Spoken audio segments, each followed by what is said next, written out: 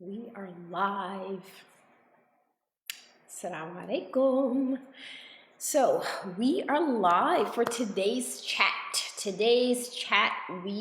I'm doing something different. I'm going to try this, so you're going to have to bear with my technical abilities because today I am trying for the first time to multi-screen, I think it's called. Simulcast, that's what it's called. I am trying to simulcast on all of my social medias and all right.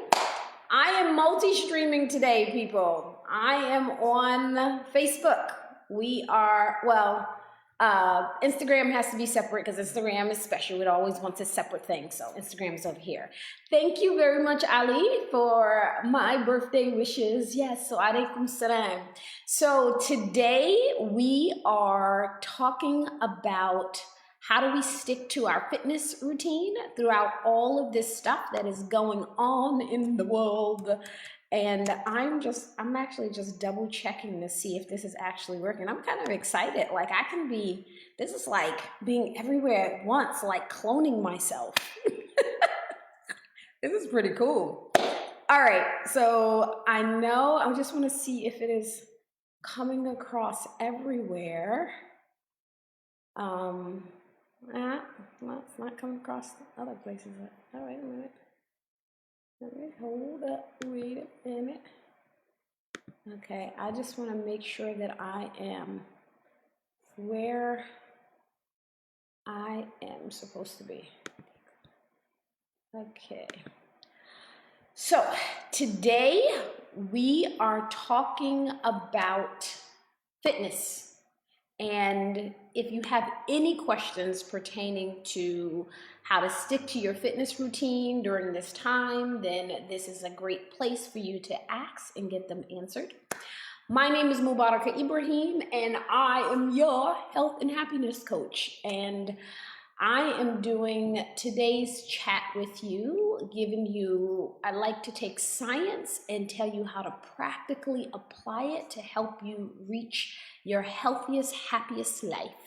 So yesterday we talked a little bit about foods that boost the immune system and things for you to do that's going to keep your immune system nice and strong throughout the time that we are all dealing with this corona pandemic.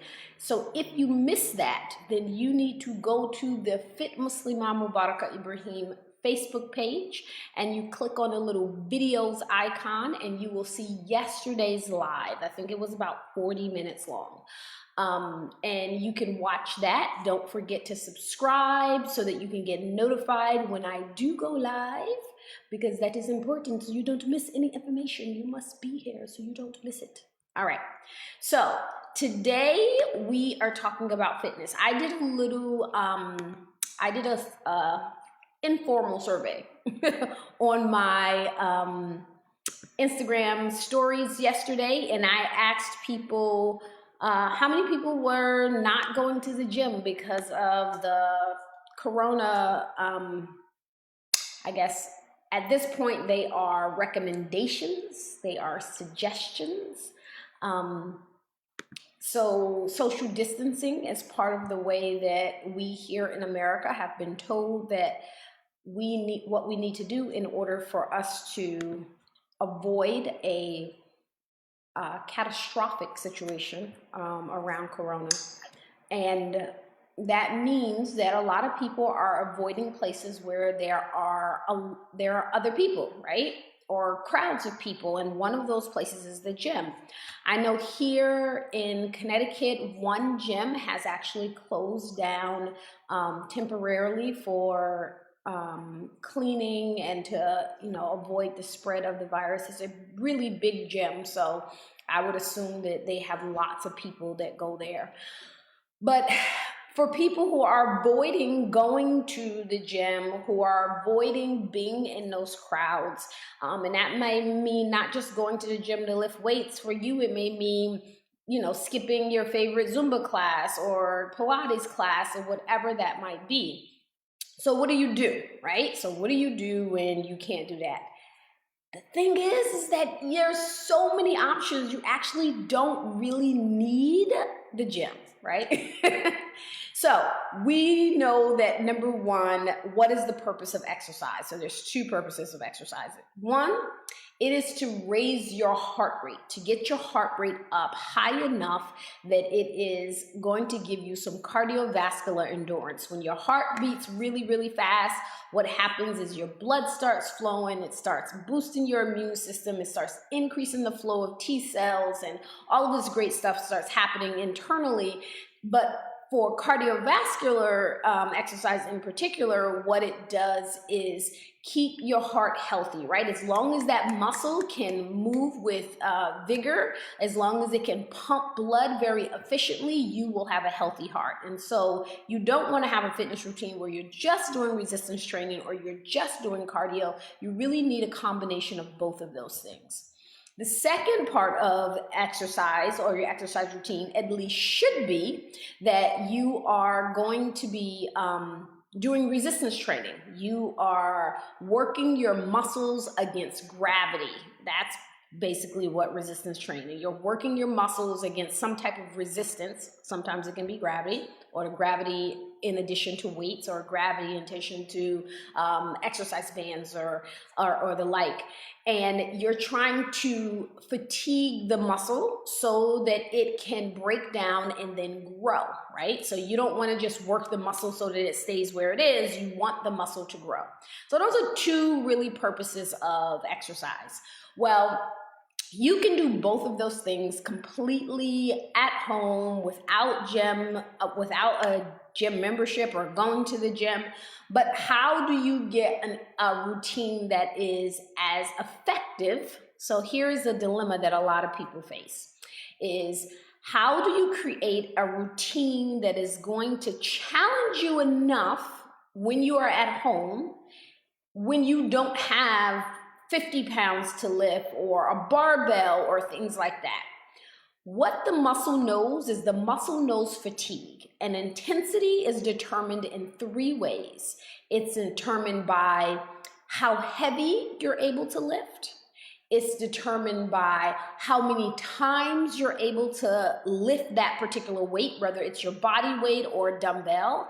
And it's also determined by the length of time, right? So when we talk about creating variations in a fitness routine so that you don't stay stagnant or you don't keep doing the same thing, those are the three things that we look to change. We look to change either the duration, so how long, the amount of times, like how many reps, or the intensity of the weight, like how heavy you're able to lift. Changing any of those three things to fatigue the muscles will give you a great workout. So I'm going to give you a few tips. And again, this is an excellent time if you have any questions around health or fitness that you can ask. Today, we're going to specifically talk about exercise. So questions about exercise would be awesome. When we talk about exercise, first, let's talk about why it's important. So the first reason why it's important, and we always say, oh, well, you got to exercise to be healthy. But what does that really mean? So on a physiological level, what that means in order to be healthy is that exercise, the first thing that it does, it increases your blood flow, right? Your blood is the highway for all of your nutrients, for all of your hormones, everything that needs to get around in your body, it needs to flow through your blood. So you can be eating the most healthy diet that you can think of, and if you're not moving around, if you're not getting that blood to flow, then it's still kind of like stuck in traffic, right? Everything is going to still move really, really slow. A lot of times people will tell me, like, I eat really, really healthy, but I still get constipated sometimes. I eat really, really healthy, but I have a lot of digestive issues. So part of that oftentimes is that a lot of people is lazy, I'm gonna be honest. And they just don't want to exercise. Everybody wants to diet, but they don't want to exercise because it takes effort and it takes energy. And so people will say, well, I'll do the diet part, but I don't want to exercise. Exercise is absolutely essential because even if you're eating healthy, you need to expedite, and you need the blood flow to get to and through your body, and that is what the movement does. It increases the blood flow. Some of the other things that exercise has been shown to do, like through the research, is that the reason why it's really important that now, despite the fact that you can't go to the gym, that you really try to stay active and stay moving, is because it increases your immune system. But wait, there's a caveat to it, so hold on. I don't want you to just like jump off, okay, let me go and do 25 burpees or go for a run. Wait and let me finish explaining. Exercise is one of those things where moderately intense exercise has been shown to boost your immune system. But very intense exercise, like running a marathon, doing a competition, those types of exercise where you are pushing yourself to your limit can give you a temporary decrease in your immune system. So we know, for example, ultra marathon runners, right? Some of our most elite athletes, these are the people that are running 50 miles at a time, 100 miles at a time. About a third of them, in one study that looked at 150 ultra marathon runners, 1/3 of them reported symptoms of upper respiratory tract infection within 2 weeks of their competition. So that study shows that the immune system actually took a dive and it was compromised, allowing them to get sick within 2 weeks of the workout. So at this particular time, it may not be the best time for you to decide to go ahead and I'm going to go ahead and run my marathon now, or the marathon was canceled, so I'm just going to go and do it. May not be the best time for you to do that. But it is a good time for you to continue your normal exercise, and it's certainly a great time for you to start if you have not been exercising at all. Because the great thing of what exercise do is it's not something that you have to wait a couple of weeks for it to build up, right? It actually helps immediately. It's going to give you a boost in your white blood count cell, which is the cells of your body that is going to fight off infection. The other thing that exercise does, which is really, really important right now, is that it actually decreases stress hormones. So if you are having any type of anxiety about things that are going on, or your kids are just stressing you out because they're home all the time now, one of the things that you can do, or maybe you're in a position where you're like self-quarantining yourself and you're getting stir crazy, well, those stress hormones like cortisol actually starts building up in your system, and they start releasing, and you feel really, really stressed. Well, what exercise does is that the research shows that it slows down the release of those stress hormones. So you're not going to be as stressed as you would if you just said, you know what, I'm feeling really stressed, I'm just going to sit here and I'm going to watch Netflix. Right? That is actually not the best solution when you feel really stressed. Get up. I'm telling you, it doesn't even take a long time. Do 5 minutes. Commit to yourself, hey, I'm going to stand here and I'm going to do 20 push-ups, 20 lunges, and 50 sets of high knees. That's going to take you maybe 5 minutes if you are deconditioned. Just getting the blood flow and getting started that way will actually help you to decrease the amount of stress that you're experiencing. So don't forget to stay active. It is a great way to relieve your stress when you're when you're really feeling anxious or stressed out about anything that's going on around you, right? So I think that one of the benefits, so I always like looking at like the silver lining around anything that's going on. And one of the silver linings for me in this whole self-isolation and social distancing is that it's really going to force us to do what we should probably be doing anyway, which is creating healthier eating habits and being conscious of what we're eating and how it's affecting our immune system. It's going to help us spend more time with our family. It's going to help us really focus on things that we need to do that is going to de-stress us, right? So at some point we look at the news, we look at social media, and we're like, I recognize that this is increasing my anxiety and stress. What are the things that I need to do to decrease it, right? We're going to become much more cognizant of those things, much more cognizant of hygiene and germs and things like that. So there's going to be a lot of silver linings, in my opinion, after this is done, that is going to, I think, change us and our society and the way we interact for the better. So I'm hoping, inshallah, if all of these things, if people actually start adopting this and it becomes a habit even after the corona scare is gone. So I have a question on Instagram. I work 3 times a week and I've reached a plateau. So you mean you work out 3 times a week? I'm going to assume. How do I boost my weight loss? So if you want to lose weight, I say this all the time, then you definitely need to work out more than 3 days a week. That is the first thing that I would suggest. So as I talked about at the beginning, anytime you come to a plateau when it comes to your workout, you want to change, because our body begins to adapt and get used to what you're doing.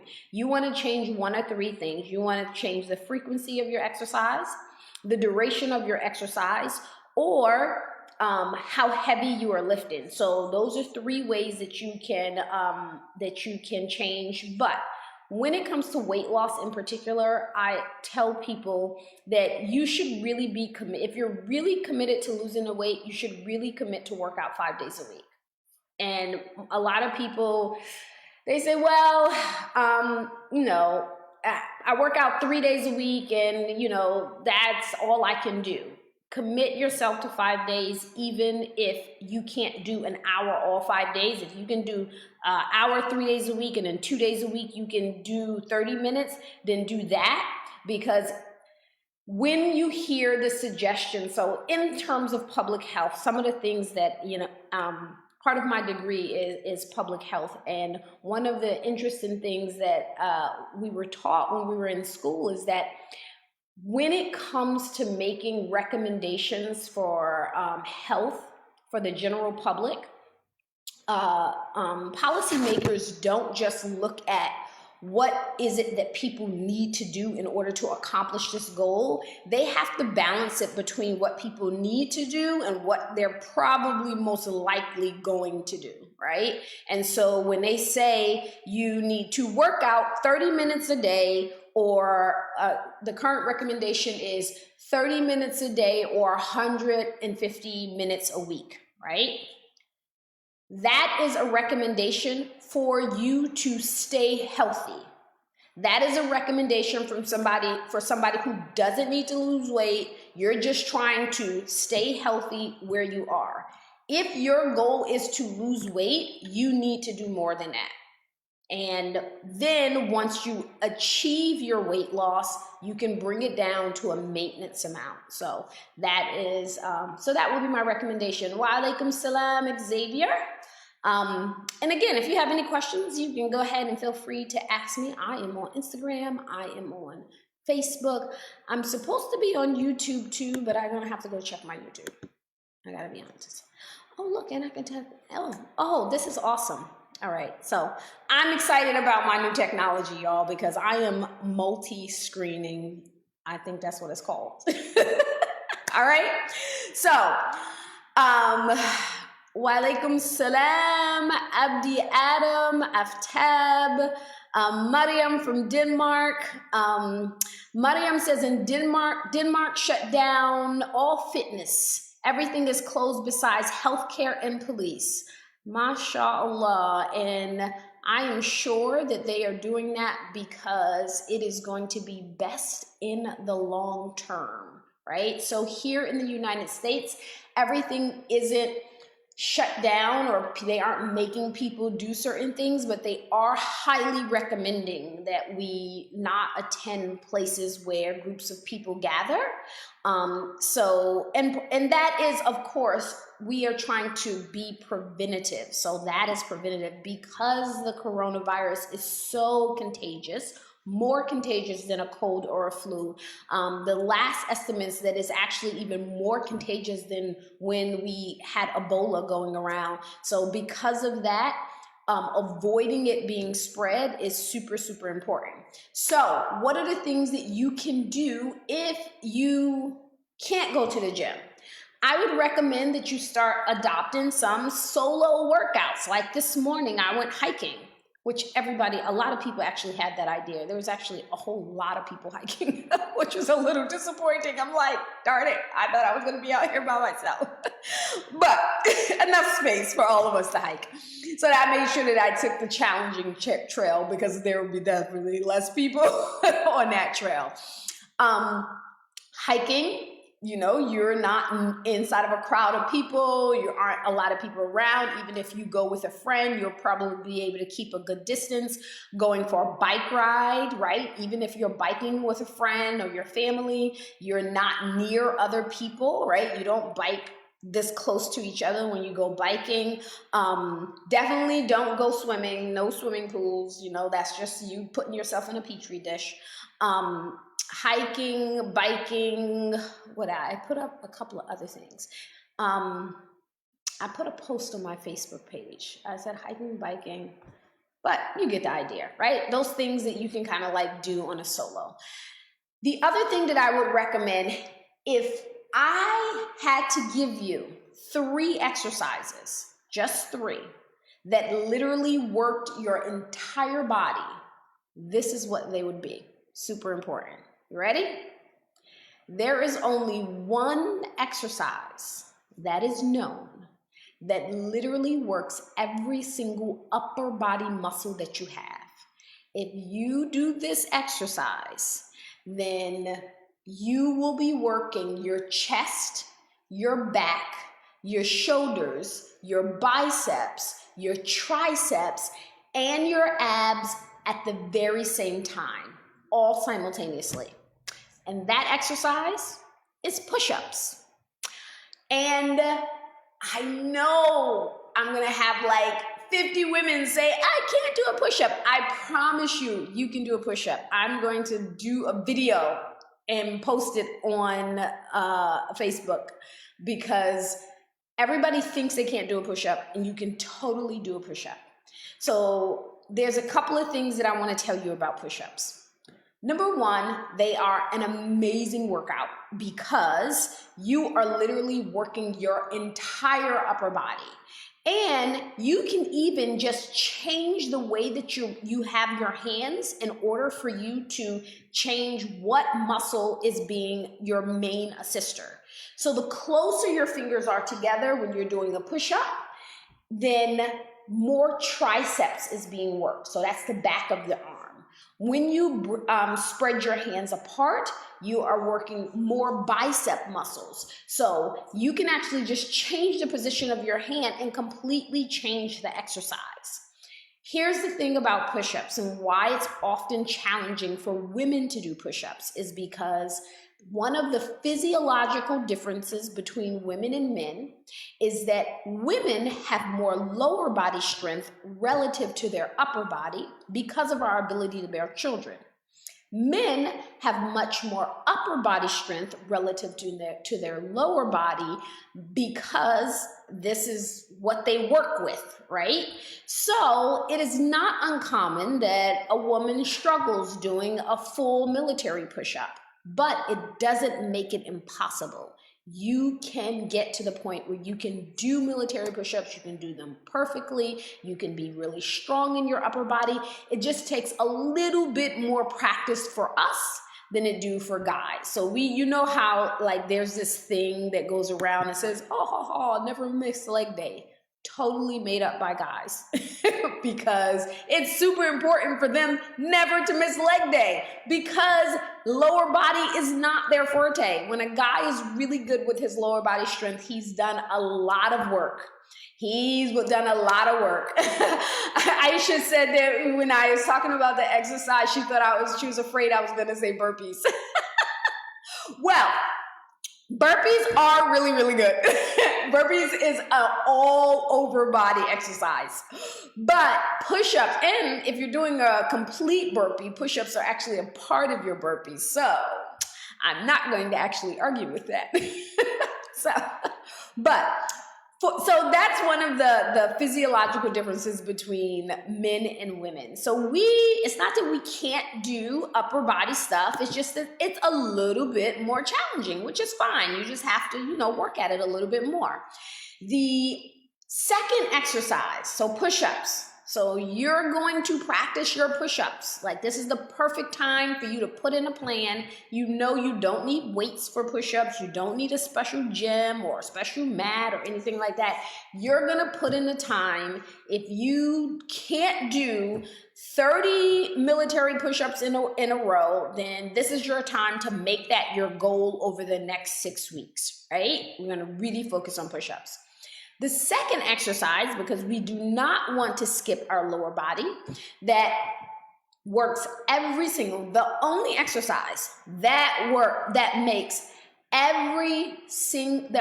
every single lower body muscle that you have simultaneously in one exercise is lunges. Lunges are the best exercise that you can do if you had to choose one. And don't choose, because there's just like a plethora of exercises that you can do. But if you had to choose one exercise, and I say, this is the answer to the question that if I had to only give you one exercise to do for the rest of your life, what would it be? Push-ups and lunges. Why? Lunges are different than squats because when you are doing a squat, you're actually not doing that much to work your calf muscles. But lunges also work your calf muscles. They're working your quads, which is the front of the thighs. They're working your hamstring, which is the back of the upper thigh. They work your glutes.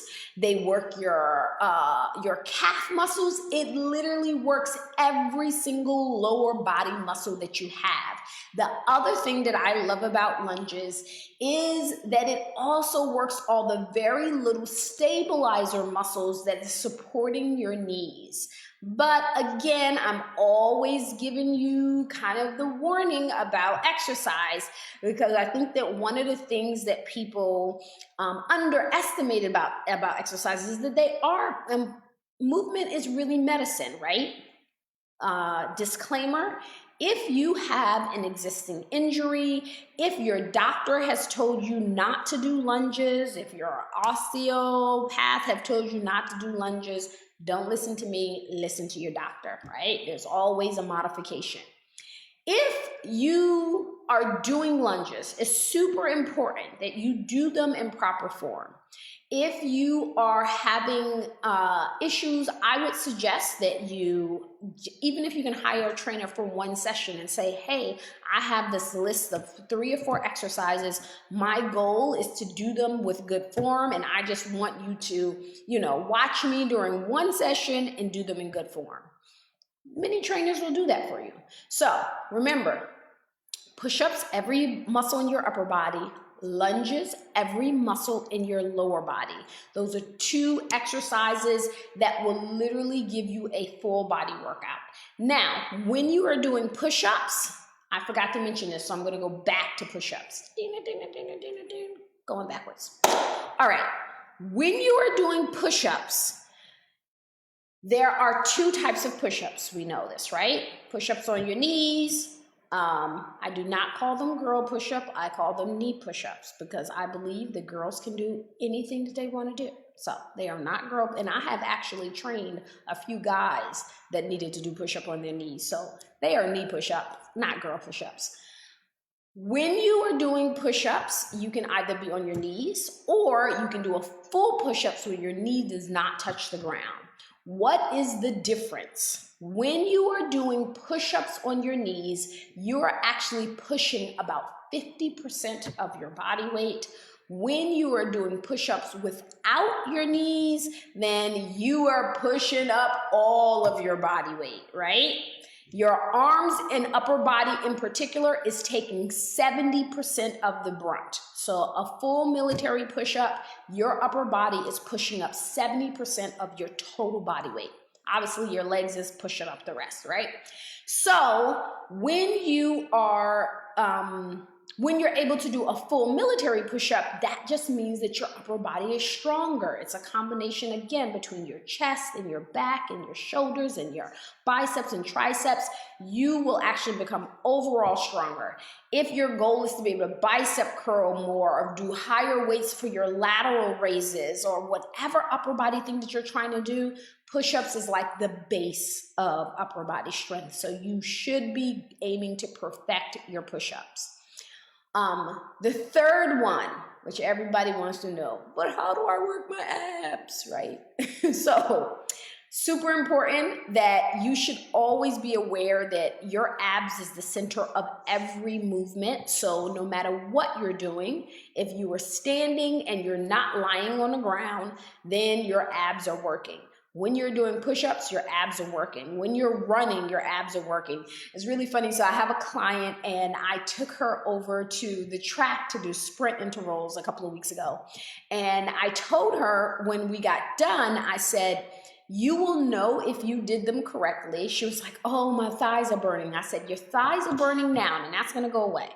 I said, but you will know if you're doing them, if you did it correctly, because tomorrow your core will be sore. Your abs will be sore. She had great form, so I knew that she was going to really feel it in her abs.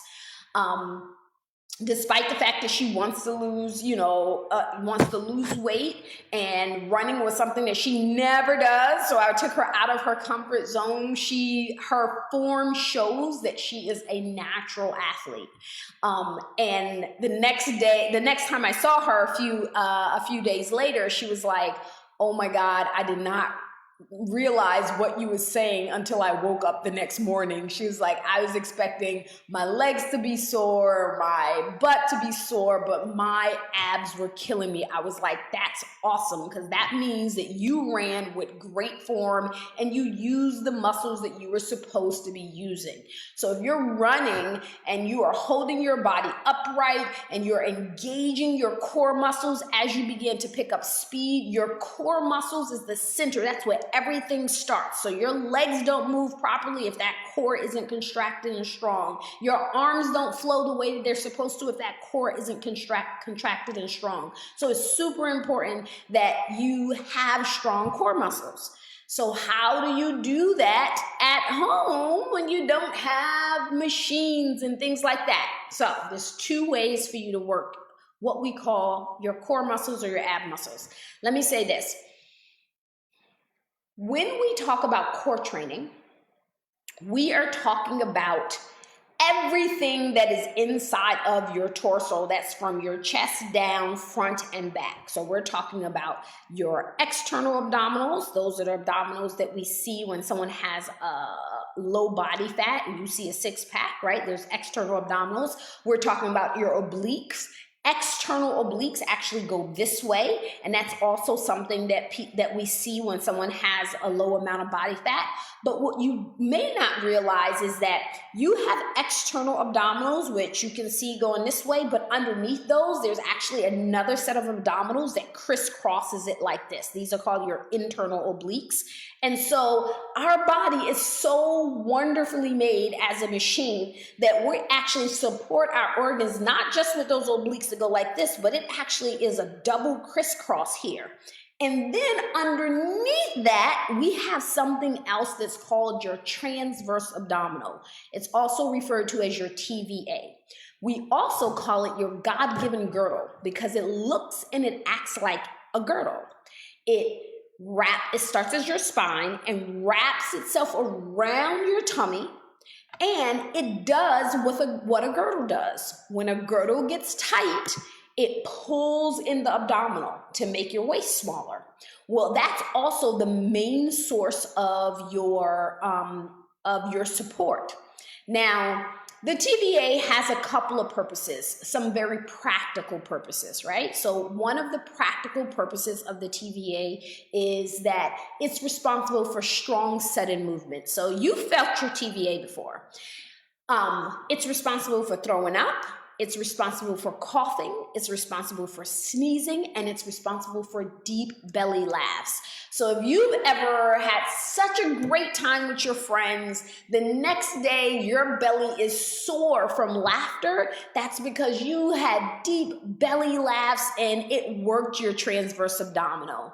And the unpleasant experience you may have had is if you've ever been really, really sick and you've thrown up so much that your belly is sore, the muscle is sore, that is also your transverse abdominal, because it is responsible for the strong, sudden movements like throwing up.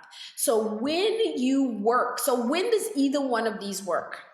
Anytime that you're doing an exercise where your back is on a surface and you are not balancing yourself. So you are doing regular crunches, right? You are doing leg drops where you drop your legs one at a time. Those exercises work your external abdominal. They do not work your transverse abdominal. So those are not technically really referred to as core exercises because it leaves out some of the core muscles. Your back isn't working, your transverse abdominal isn't working. It really is ab exercises. Now, if your goal is specifically to work just the muscles on your external abdominals, then those are great exercises for you to start with. But if your goal is full core training, then you have to do things that requires you to balance yourself, because that is also the mark of the activated transverse abdominal. Anytime you have to balance, your transverse abdominal is activated. So you can literally activate your transverse abdominal washing dishes and standing on one leg. That actually activates because you're not falling over. Your transverse abdominal, it is responsible for balance. So it in itself is going to make sure that you don't fall over standing on one leg. When you do exercises like a plank, right, that activates your transverse abdominal. So here's the interesting thing about planks though. External abdominals are activated anytime your shoulders and your knees come closer together, right? So think of a crunch, right? Shoulders and knees are coming together. Your transverse abdominal is activated anytime you have to balance yourself. So when you are doing a plank, you are balancing yourself and holding yourself up, but for a regular plank, your knees and your shoulders are not coming close together. So what do you think that does? It works your internal abdominals, but not your external abdominals. Whereas crunches on the floor does the opposite. They work your external abdominals, but not your internal abdominals. So how do you combine both of them together? You can do what we call a Brazilian crunch, which is when you hold yourself inside of a plank, a high plank, arms straight, and you bring your knee to your elbow. You try to get your knee to touch your elbow. So here you're both balancing yourself and you're bringing your knee and your shoulder closer together. Both sets of abdominals are activated. Another way of doing that is balancing yourself on your bottom, extending your body out, and then bringing it back in, right? So I call that an extender. I think I have a YouTube video that I'll post after I'm done of that to demonstrate that. So that is another way. Matter of fact, you know what? Yesterday, I posted a link to a quick 4-minute Tabata workout, and in that workout I do extenders. So check that out. Scroll the page on Facebook and see my post from yesterday, and I also try to repost it inside of the comments. Those are two exercises that's going to work your internal abdominal and external abdominal. So how do you put that together in a routine? Just like that. Do push-ups. Well, actually, I would recommend you do lunges first, so that way you don't have to get up and down off the floor. Do lunges, do push-ups, flip over, do extenders, right? Those 3 exercises will give you a full body workout right in the privacy of your own home without using a gym, without using weights. If you want to add weights to it, awesome. Add weights in your hand when you're doing your lunges. Add weights when you are doing your, hold a weight in your hand when you're doing your extender. When you are doing your push-ups, you can always like put a plate on your back, whatever you need to do in order to make it more intense. But even if you don't have extra weight, you can do it faster. You can add plyometrics to it, which means a little jump with your lunge. There's so many variations you can do. Remember, your body does not, your muscles cannot count. They do not know how many reps you're doing. The only thing they know is fatigue. The only thing they know is I can either do another rep or I can't do another rep. So it really is about working at an intensity that you feel that is really going to get you to fatigue your muscles, that's going to get those muscles, that's going to stimulate them to get them to grow. So in conclusion, because I've been talking a lot, if you have any questions, you can also go ahead and ask them below or on my Instagram. I actually can see all of the questions from all the different places. Actually on YouTube. Oh, look, and I'm on YouTube. This is awesome.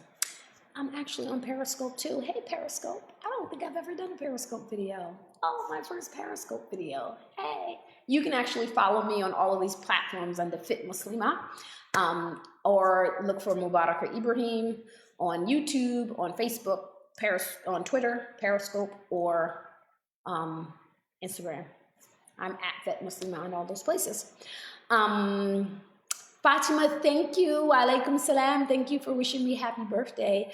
Ayan, yes, walking is a great exercise, especially if that is all you can do. I would rather you move than not move. It is always important to move. So, last thing that I wanted to say to you in terms of your workout routine in this time when we can't go to the gym is don't let that stop you. Be persistent, be creative, make it a part of your schedule. If your kids are home and you normally work out after you drop them off from school, it may mean that you need to get up and work out after Fajr before they wake up. That's what you need to do. Adjust your schedule. Make it a priority. You can do and make time for whatever you want if you prioritize it. Stay consistent. In this time when everything is so uncertain and there's so much that we cannot control, the one thing that you can control is your body. So make sure that you take responsibility, you take control, that you are ready to do what you can in order for you to stay sane and healthy, right? And so hopefully this has been helpful for you. And if you have any questions, let me know. Until tomorrow. I know a couple of things before I go. I know that this is a time when all of us maybe get a little stir crazy. So you can subscribe to the lives for this channel because I'm going to be coming on a lot more often for your benefit and my own. Okay? So thank you for joining me. If you have not subscribed or shared Fit Muslima, please go and subscribe. Make sure you click on I want to see this first. Click on notify me when there is a live so that you can get notified as I come live multiple times a week. And inshallah, may Allah protect us from all of the things that are going on that can harm us and that which is not beneficial for us. And may He give us that which is the best for us in this world and the next. Ameen, ameen, ya Rabbil Alameen. I will talk to you, ladies and gentlemen, tomorrow. Assalamu alaikum.